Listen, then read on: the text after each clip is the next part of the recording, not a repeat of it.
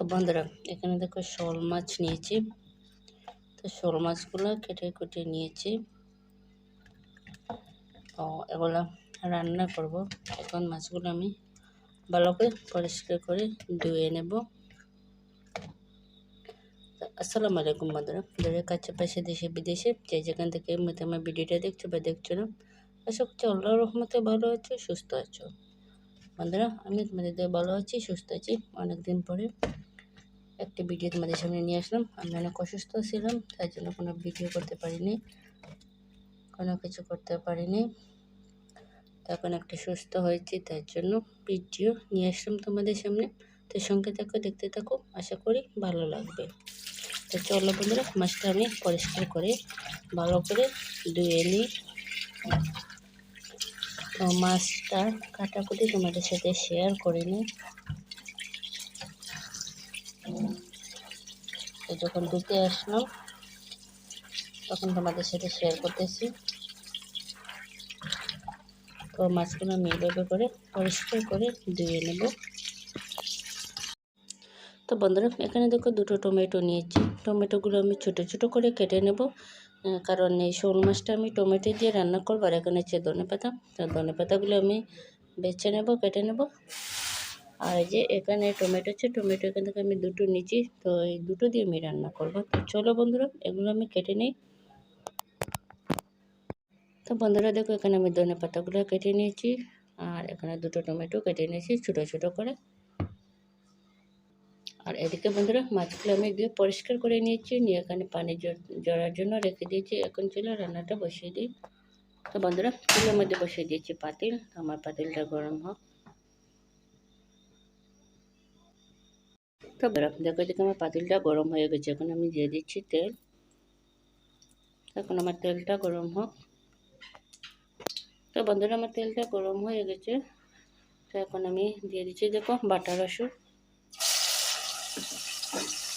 তো রসুনটা আমি ভালো করে ভেজে নেব, ভালো করে বাদামি কালার করে আমি রসুনটা ভেজে নেব।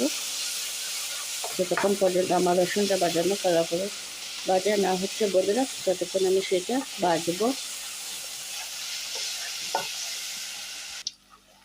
বন্ধুরা দেখো রসুনটা আমার বাদামি কালার হয়ে গেছে। তো এখন আমি দিয়ে দেব বাটা পেঁয়াজ।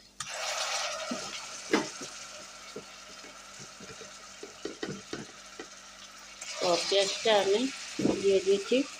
তো পেঁয়াজটা আমি আরও কিছুক্ষণ কষিয়ে নেব, যাতে পেঁয়াজের পানিটা শুকিয়ে যায়। ততক্ষণ পর্যন্ত বন্ধুরা আমি সেটা কষাতে থাকবো। তো আমি সেটা আগুন কমিয়ে রেখে দেব, আমার পেঁয়াজের পানিটা শুকিয়ে যাক।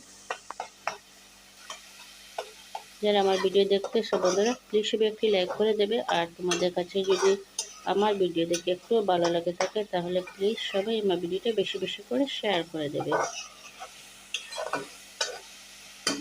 আর হ্যাঁ বন্ধুরা সবাই ভিডিওটা ফুল ওয়াচ করবে, এটাই তোমাদের কাছে অনুরোধ থাকলো।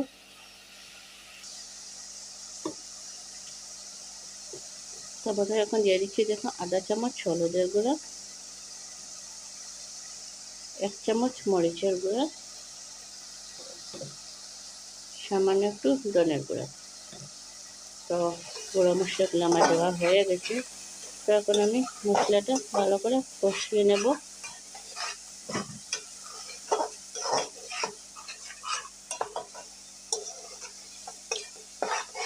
আবারও বলতেছি বন্ধুরা আমার ভিডিওটা দেখে যদি তোমাদের কাছে কোথাও কোনো অংশ একটু ভালো লেগে থাকে, আমাদের বন্ধু বান্ধব আত্মীয় স্বজন সবার কাছে শেয়ার করে দেবে।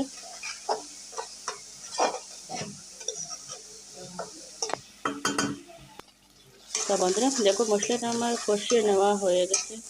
এখন আমি যে টমেটোগুলো কেটে রেখেছিলাম এখন সেগুলো আমি দিয়ে দেবো।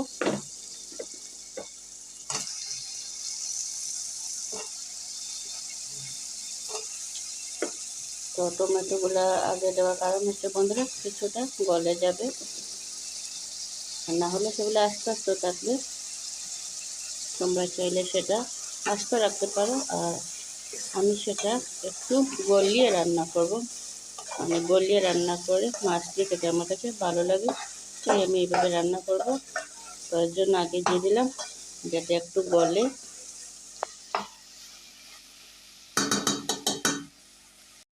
তো দেখো বন্ধুরা, টমেটোটা আমি কিছু গলিয়ে নিয়েছি, অনেকটা আমার গলে গেছে। আর টমেটো থেকে যে পানি বেরিয়েছে সেই পানি মশলাটাও কষিয়ে গেছে, কষিয়ে নেওয়া হয়ে গেছে। তো বন্ধুরা, এখন আমি মাছগুলো ধুয়ে রেখেছিলাম সেগুলো আমি ঢেলে দিচ্ছি। ও দিয়ে দিচ্ছি বন্ধুরা স্বাদ মতো লবণ দিয়ে আমি মাছটা কষিয়ে নেব। এভাবে ভালো করে নেড়ে চেড়ে দেবো, নেড়ে চেড়ে দিয়ে মাছটা আমি কষিয়ে নেব যতক্ষণ পর্যন্ত মাছটা আমার কাঁচা গন্ধটা না গেছে, ততক্ষণ পর্যন্ত আমি মাছটা কষিয়ে নেব।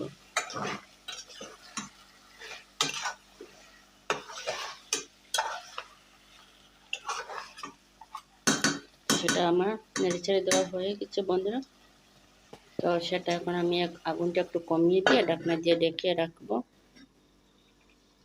ঢেকে রেখে মাছটা আমি কষিয়ে নেব।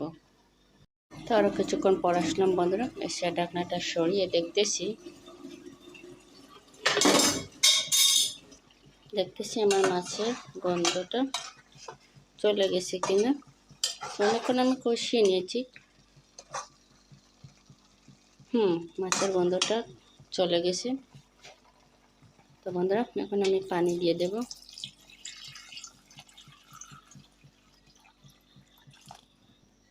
তো আমার পানি দেওয়া হয়ে গেছে বন্ধুরা, এখন আমি সেটা আস্তে আস্তে নেড়ে ছেড়ে দেব।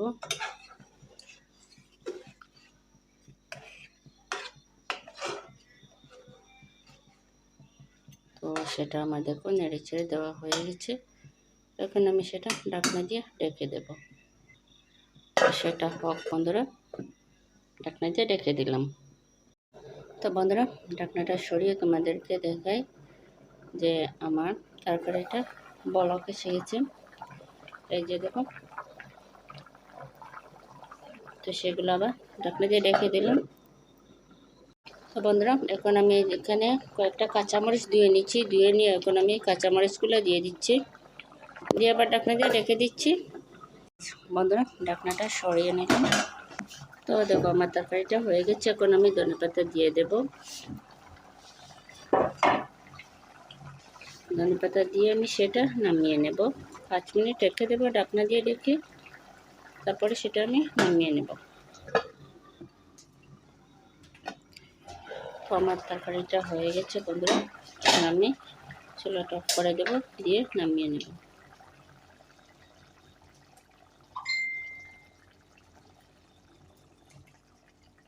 তো বন্ধুরা, আমার তরকারিটা দেখো আমি নামিয়ে নিয়েছি। তো আজকে শোল মাছের রান্নার রেসিপিটা আমার কীরকম হচ্ছে অবশ্যই কমেন্ট করে জানাতে বলবে না। সবাই ভালো থাকবে, সুস্থ থাকবে বন্ধুরা।